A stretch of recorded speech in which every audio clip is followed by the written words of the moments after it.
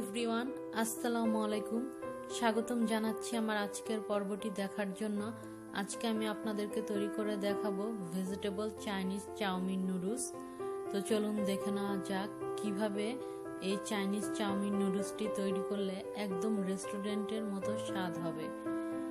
আর অনেকেই আমার কাছে ইনবক্স করেছেন, রেসিপিটা জানতে চেয়েছেন যে কিভাবে তৈরি করলে একদম রেস্টুরেন্ট স্টাইলে হবে। সবাই বলেন যে আমরা ঘরে এই চাইনিজ চাউমিনটি তৈরি করি, কিন্তু আমাদেরটা একদম রেস্টুরেন্টের মতো হয় না। তো আমি দেখাবো কিভাবে তৈরি করলে রেস্টুরেন্টের মতো হবে।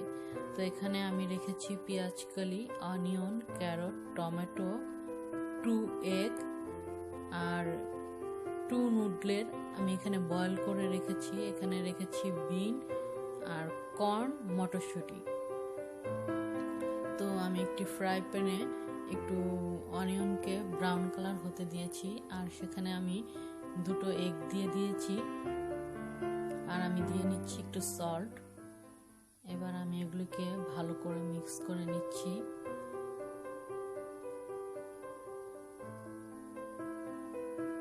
তো এগুলো একটু ব্রাউন কালার হয়ে আসা পর্যন্ত আমরা ওয়েট করব।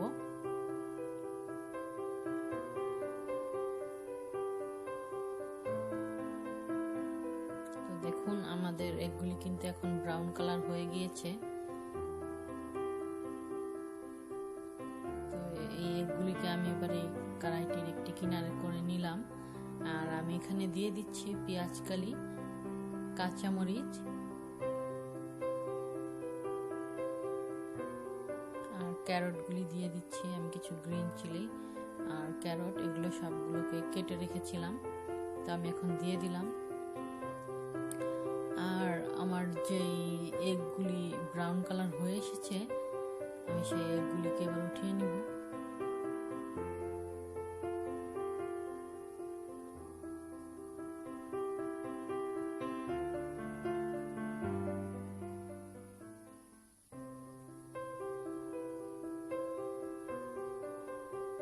আর আমরা এই ভেজিটেবলগুলো একটু ফ্রাই হওয়া পর্যন্ত ওয়েট করব।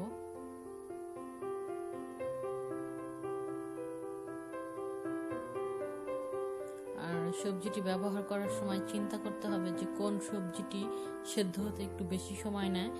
যেটা একটু সেদ্ধ হতে বেশি সময় নেয় সেই সবজিটিকে আগে দিয়ে দিতে হবে, আর যেটা একটু কম সময় নেয় সেটাকে পরে দিতে হবে। আর আমি একটু সল্ট দিয়ে দিলাম। এবার আমি দিয়ে দিচ্ছি সয়া সস। তো আপনারা আপনাদের টেস্ট অনুযায়ী সয়া সস ব্যবহার করবেন। অনেকে বেশি পছন্দ করেন, অনেকে আবার খুব বেশি পছন্দ করেন না। যে যেমন পছন্দ করেন সে তেমন দিয়ে নেবেন। আর আমি এখানে ব্রুনার দিয়ে নিয়েছি। এই ব্রুনারগুলি কিন্তু আপনারা যদি দেশের বাইরে থাকেন তাহলে তো অ্যাভেলেবেল সবগুলোতেই পেয়ে যাবেন। আর যদি দেশে থাকেন তবে বিড়ির যেই সুপার শপগুলি হয় সেখানে আপনারা খোঁজ করবেন, খোঁজ করলে এই ব্রুনারটা পেয়ে যাবেন। আর এখানে আমি বয়লিং কর্ন ইউজ করেছি। এই বয়লিং কর্নটাও আপনারা সুপার শপগুলোতে পেয়ে যাবেন। আর এখানে আমি কিন্তু 2 প্যাকেট নুডলেরকে আগে থেকে বয়েল করে রেখেছিলাম। নুডলের কিভাবে বয়েল করতে হয় এটা যেহেতু সবাই জানেন, সেজন্য আমি আর এখানে বেশি সময় নষ্ট করিনি।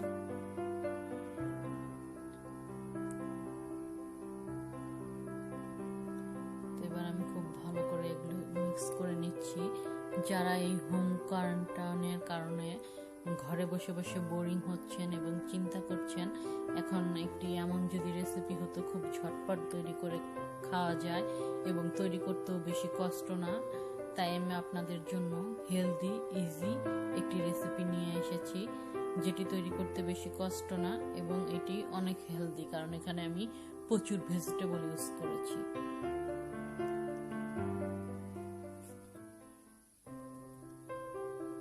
তো এবার আমি প্রথমে যে আমার ডিমগুলোকে আমি ভেজে রেখেছিলাম সেগুলিকে কিন্তু এখন আমি দিয়ে দিলাম। আর এই নুডলসটি খেতে কিন্তু একদম রেস্টুরেন্টের মতোই লাগবে। আর রেস্টুরেন্টের মতো নুডলস যদি ঘরে বানিয়ে খাওয়া যায় তাহলে তো সোনায় সোহাগা। তো দেখুন তৈরি হয়ে গিয়েছে, আর লুকটা কত ইয়াম্মি হয়েছে।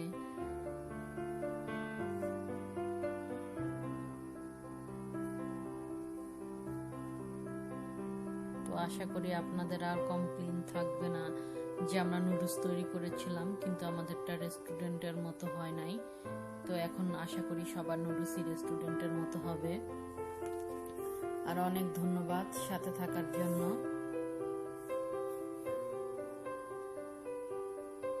আল্লাহ হাফেজ।